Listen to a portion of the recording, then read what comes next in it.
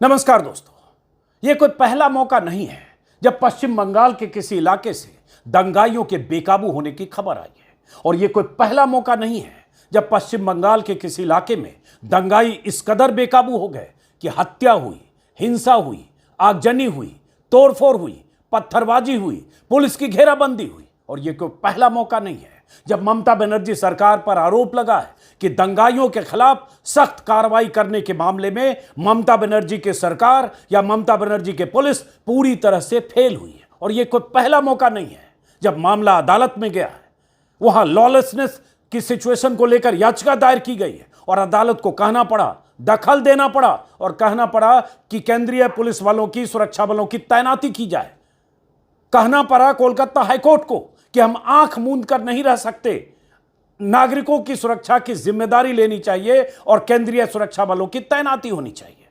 क्यों हो रहा है ऐसा? वक्फ बोर्ड के खिलाफ प्रदर्शन करने वाले प्रदर्शनकारी दंगाइयों में क्यों तब्दील हो गए?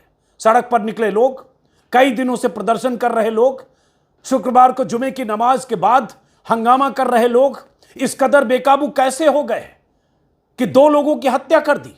आरोप है कि दो पिता पुत्र जो छोटा मोटा कारोबार करते थे, बकरी बेचने का या कुछ और, घर में घुसकर बाप बेटे की हत्या कर दी गई। और यह सब होता रहा। आरोप है कि पुलिस ने दंगाइयों के खिलाफ सख्त एक्शन नहीं लिया। सवालों के घेरे में ममता बनर्जी हैं और जैसा कि मैंने कहा, यह कोई पहला मौका नहीं है। कई तस्वीरें बंगाल से आ रही हैं। इस बीच जानकारी यह है, कल से लेकर आज तक, कि 18 पुलिसकर्मी घायल हुए हैं, करीब करीब 200 दंगाई गिरफ्तार हुए हैं, 8 कंपनियां बीएसएफ की तैनाती हुई है और कुल मिलाकर देखें तो 1000 से ज्यादा पुलिस बल की तैनाती हुई है। और यह सब तब हुआ है, केंद्रीय पुलिस बलों को, सुरक्षा बलों की तैनाती तब हुई है जब कोलकाता हाईकोर्ट को इस मामले में दखल देना पड़ा बीजेपी नेता शुभेंदु अधिकारी की याचिका के बाद। और कोलकाता हाईकोर्ट ने कहा केंद्रीय पुलिस बल, सुरक्षा बल की तैनाती के आदेश के साथ कि जब लोगों की सुरक्षा खतरे में हो तो हम तकनीकी बचाव में उलझे नहीं रह सकते। ऐसा लगता है कि समय पर उचित कदम नहीं उठाया गया। प्रत्येक नागरिक को जीवन का अधिकार है। यह सुनिश्चित करना राज्य सरकार की जिम्मेदारी है कि प्रत्येक नागरिक का जीवन और उसकी संपत्ति सुरक्षित रहे। और यह सब तब हुआ जब शनिवार को एक पिता पुत्र की चाकुओं से गोद कर हत्या कर दी गई। और यह सब हुआ है ममता राज में। तस्वीरें स्क्रीन पर देख रहे हैं। एक कम्युनिटी गाइडलाइंस होती है सोशल मीडिया की, यूट्यूब की। इस वजह से कुछ तस्वीरों को हमने ब्लर किया है, कुछ को ब्लैक एंड व्हाइट किया है, क्योंकि हिंसक स्थितियों वाली तस्वीरें आपको हम उस तरह से नहीं दिखा सकते। लेकिन यह पत्थरबाजी की घटनाएं और मुर्शिदाबाद में और आसपास के इलाकों में बीते 5 दिनों से तनाव का माहौल था। और अगर तनाव का माहौल था तो ममता बनर्जी सरकार को पुलिस की ऐसी मुस्तैदी करनी चाहिए थी कि दंगाइयों की इतनी हिम्मत नहीं होती और दंगाई उस कदर बेकाबू नहीं होते, पत्थरबाजी से लेकर, और इतने बेकाबू हुए कि उन्हें पुलिस की भी परवाह नहीं थी। और मुर्शिदाबाद वो इलाका है जहां 60% से ज्यादा मुस्लिम है। मुर्शिदाबाद के सांसद के तौर पर या मुर्शिदाबाद जिले की विधानसभाओं पर टीएमसी का कब्जा है, टीएमसी का दबदबा है। और उस इलाके में अगर इस तरह की स्थिति पैदा हुई तो सवालों के घेरे में ममता बनर्जी हैं। और इसलिए कि अगर बंगाल में ममता का राज है और ममता के राज में अगर विरोध करते करते अगर इस तरह की तस्वीरें, वक्फ का विरोध करने वाले लोग इस तरह से हिंसक रास्ते पर उतर जाएं, ये हिंसा का रास्ता अख्तियार कर लें, गाड़ियों में आग लगाने लगे, तो सवाल तो उठेगा कि ममता बनर्जी की सरकार ने क्या इन्हें इतनी छूट दी, या ममता बनर्जी की सरकार को जिस सख्ती के साथ इनके खिलाफ कार्रवाई करनी चाहिए थी, क्या ममता बनर्जी की सरकार ने वो सख्ती नहीं दिखाई? क्या बीजेपी का जो आरोप है तुष्टीकरण, क्योंकि ममता बनर्जी ने पहले कह दिया था कि हम बंगाल में वक्फ कानून लागू नहीं होने देंगे, और ममता बनर्जी के इस कहने के बाद, ममता बनर्जी की वक्फ कानून के खिलाफ मुखालफत के बाद ऐसी स्थिति क्यों हो गई? ये आगजनी की तस्वीरें, बहुत सारी ऐसी तस्वीरें बीजेपी के नेता लगातार सोशल मीडिया पर शेयर कर रहे हैं। अब ये हंगामा और आगजनी की तस्वीरों में अगर पुलिस चाहे तो सीसीटीवी फुटेज से लेकर अलग अलग जगह जो वीडियो वायरल हो रहे हैं उसके आधार पर सैकड़ों लोगों की पहचान हो सकती है। अभी 200 लोगों की गिरफ्तारी हुई है। लेकिन लगातार ऐसी तस्वीरें, अब ये वीडियो ऑफिस पर हमला और पत्थरबाजी की तस्वीरें मुर्शिदाबाद से शुभेंदु अधिकारी जो बीजेपी नेता है उन्होंने ये शेयर किया है। अब ये सब लोग, और ये मेरे ख्याल से 2-3 दिन के भीतर की तस्वीर है, जितनी हिंसा की घटना हुई शुक्रवार को और शनिवार को, ये तस्वीरें देखिए। अब इसी से समझिए कि इनको किसी की फिक्र नहीं है। सरकारी दफ्तर के बाहर जाकर इस तरह से लाठी डंडे बरसाते हुए बोर्ड तोड़ रहे, मुर्शिदाबाद यहां लिखा हुआ है, बोर्ड तोड़ रहे हैं, हंगामा कर रहे हैं, सीधे उसके अंदर दफ्तर के अंदर पत्थर फेंक रहे हैं। एक तरह से दफ्तर पर धावा बोल दिया, और ये सब पत्थरबाजों के चेहरे देखिए। अब ये अगर पश्चिम बंगाल में हो रहा है, वक्त बिल को लेकर विरोध करने का हक है, आप विरोध करिए, लेकिन विरोध का यह तरीका नहीं हो सकता कि कायदे कानून को अपने हाथ में लेकर हिंसा के रास्ते पर उतरिए, मरने मारने पर उतर जाइए, पुलिस की घेराबंदी करिए, पुलिस पर के प्रति हमलावर रुख अपनाइए। और जो खबर आई कि 2 पिता पुत्र की जो हत्या हुई है, वो गरीब लोग, उनका क्या कसूर था? घर में घुसकर उनके घर में चाकुओं से गोदकर पिता पुत्र को मार दिया गया। ऐसी बहुत सारी तस्वीरें सोशल मीडिया पर लगातार वायरल है। उसी वायरल तस्वीरों और वीडियो के बीच पहले मैं ये दिखाना चाहता हूं एक वीडियो। ये मुकेश माथुर है, दैनिक भास्कर के जयपुर के एडिटर, उन्होंने सोशल मीडिया पर शेयर किया है। अब इस वीडियो में आप देखें तो क्या नारे लग रहे हैं, और ऐसे नारे लगना, सड़क पर उत्तेजक नारे लगाना, अगर किसी राज्य में कोई भगवाधारी, कोई कट्टर हिंदुत्ववादी ब्रिगेड के लोग नारे लगाते हैं, वो गलत है, उनके खिलाफ कार्रवाई होनी चाहिए सख्ती से। तो यहां भी ये नारे लग रहे हैं, ये गलत है। ऐसी उत्तेजना फैलाना, ऐसे उत्तेजक नारे लगाना, और इस उत्तेजना के साथ एक समूह को, धार्मिक समूह को इस कदर उत्तेजित करना कि हिंसा हो जाए, हत्या हो जाए, आगजनी हो जाए, तो कार्रवाई तो होनी चाहिए।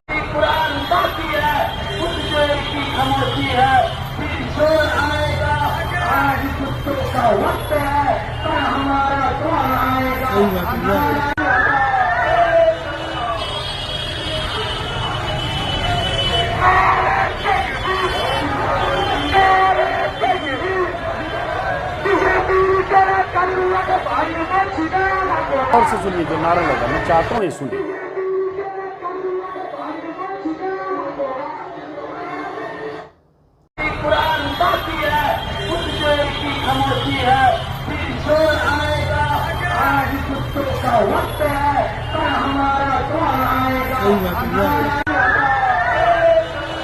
अब ये कोई आदमी क्या मतलब, अगर कोई भीड़ इस तरह से गाड़ियों पर प्रदर्शन करते हुए सड़क पर निकली, अब ये परसों की तस्वीर है, क्या है ये पुख्ता तौर पर नहीं कहा जा सकता। जैसा कि मैंने कहा, दैनिक भास्कर के एडिटर ने शेयर किया, सोशल मीडिया पर वायरल है।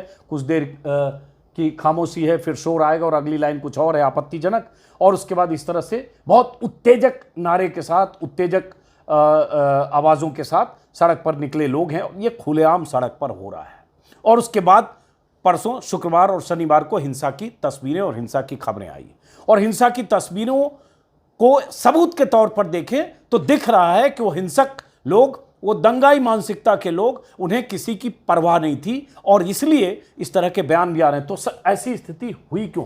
ममता बनर्जी जब कह चुकी कि मैं वक्फ कानून लागू नहीं होने दूंगी, फिर ऐसी स्थिति हुई क्यों इस तरह से भीड़ बेकाबू हो रही? ममता बनर्जी का एक बयान है जिसमें ममता बनर्जी ने कहा शनिवार को, वक्फ कानून राज्य में लागू नहीं किया जाएगा, कानून केंद्र ने बनाया है, इसलिए आप जो जवाब चाहते हैं केंद्र से मांगा जाना चाहिए। मेरी अपील है कि शांत रहें, सबकी जान कीमती है, राजनीति के लिए दंगे न भड़काएं। ये कल का बयान है, लेकिन सवाल उठता शुक्रवार को दंगे क्यों हुए?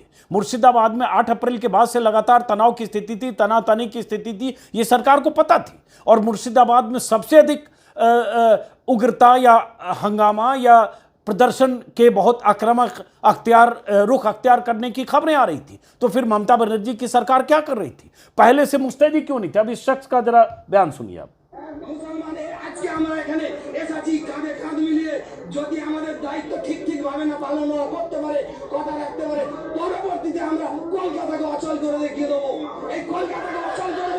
দিদি রুচি খাবে এইটাকে নিয়ে গর্জে ওঠা, কেন দিদি আমাদের দয়ায় বেঁচে আছে, আমরা দিদির দয়ায় বেঁচে নেই, কেন দিদি আমাদের দয়ায় বেঁচে আছে, আমরা দিদির দয়ায় বেঁচে নেই, কেন দিদি আমাদের দয়ায় বেঁচে আছে। अब मैं, चूंकि बंगला है, मैं पूरी तरह से नहीं समझ सकता हूं, लेकिन ये शख्स जो बोल रहा है कि हम कलकत्ता को अचल कर देंगे, मतलब कलकत्ता को रोक देंगे, ठप कर देंगे पूरी तरह से, दीदी हमारे रहमो करम पर है, हम दीदी के रहमो करम पर नहीं है। पश्चिम बंगाल में लगभग 30% मुस्लिम आबादी है, ये भी कई ज़िले ऐसे भी हैं जहाँ 50-60% मुस्लिम आबादी है, जैसे मुर्शिदाबाद में 60% से ज़्यादा मुस्लिम आबादी है। ये भी कोई शक नहीं है कि मुस्लिम आबादी मोटे तौर पर largely N block vote Mamata Banerjee को मुस्लिम मतदाता करते हैं। लेकिन उसका ये मतलब नहीं कि चूंकि आपके पास वोट की ताकत है, चूंकि आपकी ताकत किसी भी पार्टी को सत्ता में लाने के लिए, सत्ता से बेदखल करने के लिए बहुत अहम भूमिका निभाती है, इसलिए आप इस कदर बेकाबू हो जाएं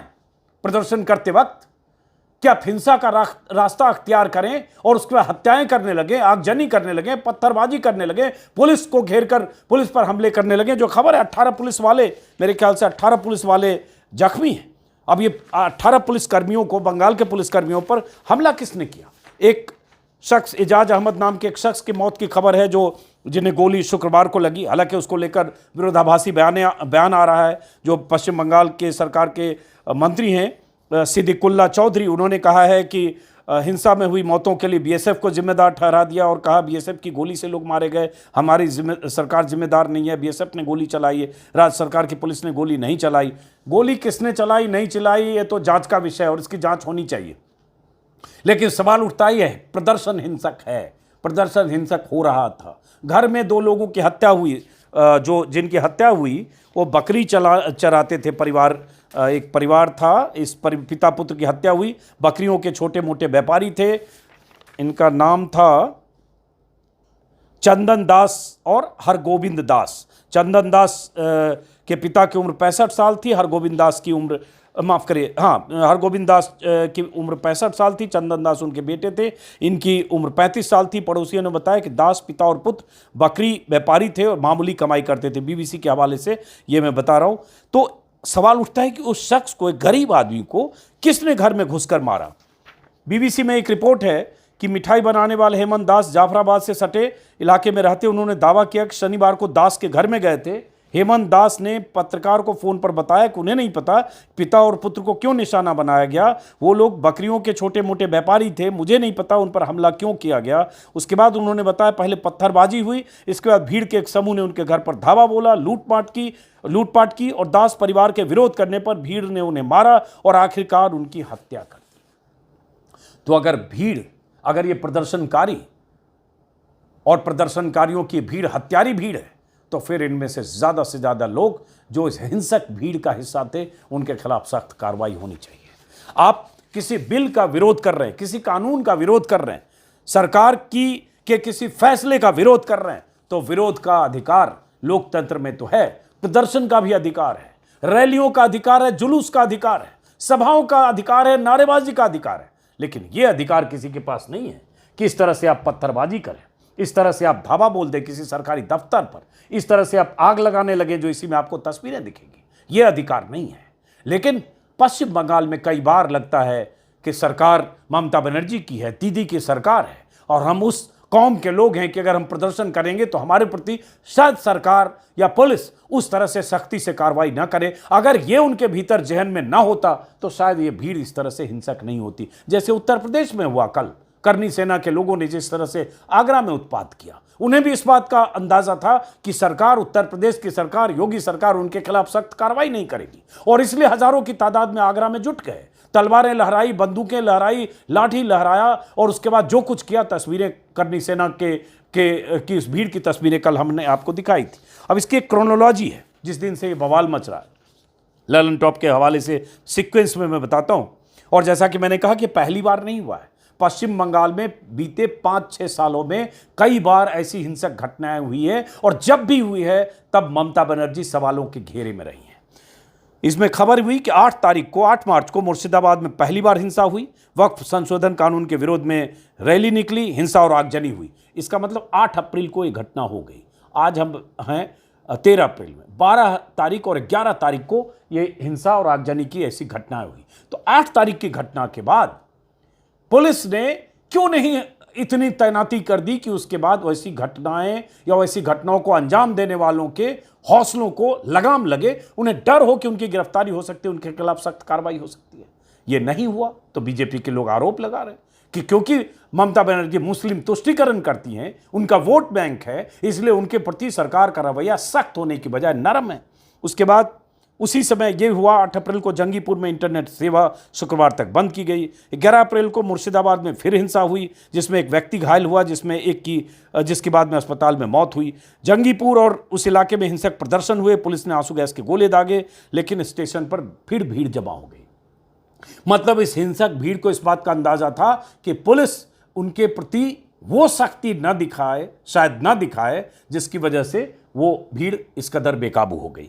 11 अप्रैल को मुर्शिदाबाद के अलावा मालदा, दक्षिण परगना और हुगली जिलों में हिंसा भड़क उठी। पुलिस वैन समेत कई वाहनों में आग लगा दी, सुरक्षा बलों पर पत्थर फेंके, सड़कें जाम कर दी गई। देखिए लगातार क्रोनोलॉजी है मुर्शिदाबाद और आसपास के इलाके में। उसके बाद 11 अप्रैल को बीएसएफ की मदद से हिंसा प्रभावित क्षेत्रों में काबू पाया गया।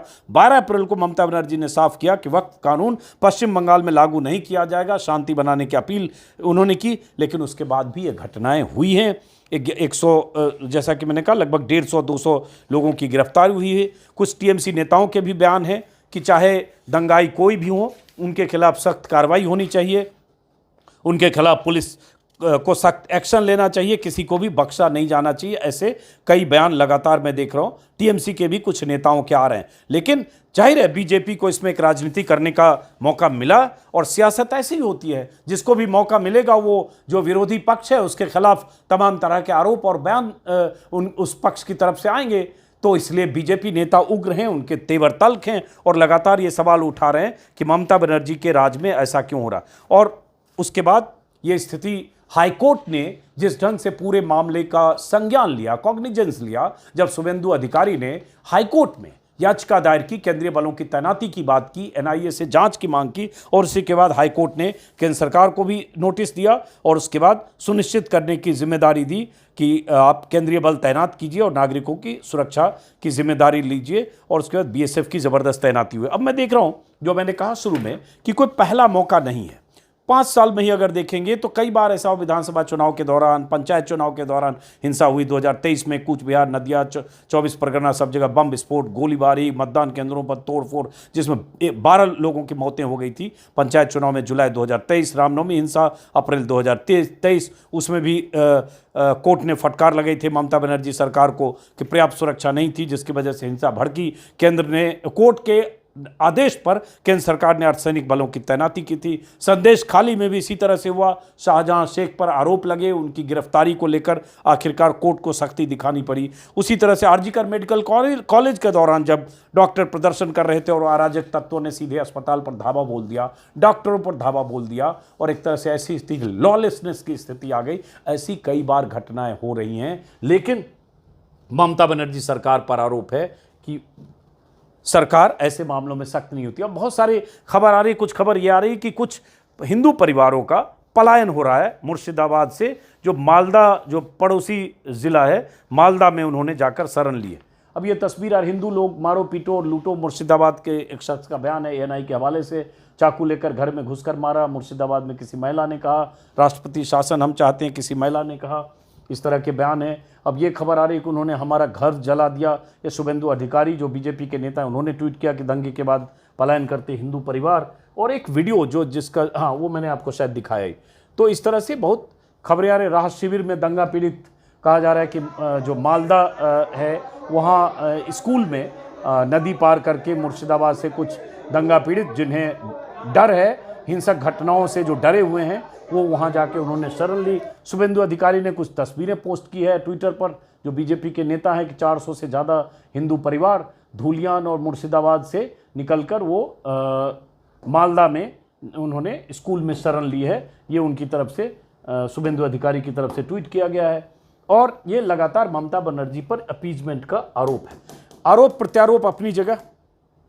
मैं मुद्दे पर अगर केंद्रित रखूं तो इसमें कोई शक नहीं कि ऐसे मामलों में जब मामला संवेदनशील हो, और जब पुलिस होती है, सुरक्षा एजेंसियां होती है, खुफिया एजेंसियां होती है, और यह अंदेशा और अंदाजा हो जाता है कि यहाँ इस तरह की वारदात हो सकती है, या भीड़ में उपद्रवी शामिल हो सकते हैं, या प्रदर्शनकारियों की भीड़ में दंगाई मानसिकता वाले लोग शामिल हो सकते हैं, तो उनके खिलाफ सख्त एक्शन की तैयारी अगर रहेगी और यह संदेश रहेगा, तो ऐसी घटनाएं नहीं होगी, या ऐसी घटनाएं करने वालों को पुलिस का कम से कम डर रहेगा।